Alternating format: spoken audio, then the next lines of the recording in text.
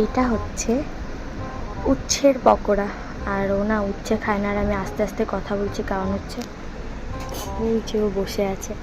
তো চলো, উচ্ছে খায় না, ওকে উচ্ছে খাওয়ানো যাক।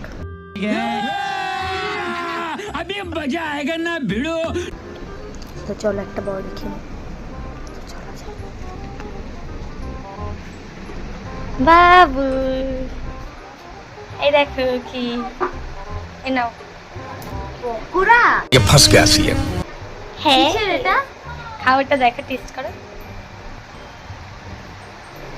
তো ওর পকোড়া এত ভালো লাগে, আমি ভিডিও করছি, তো ওর পকোড়া এত ভালো লাগে, মানে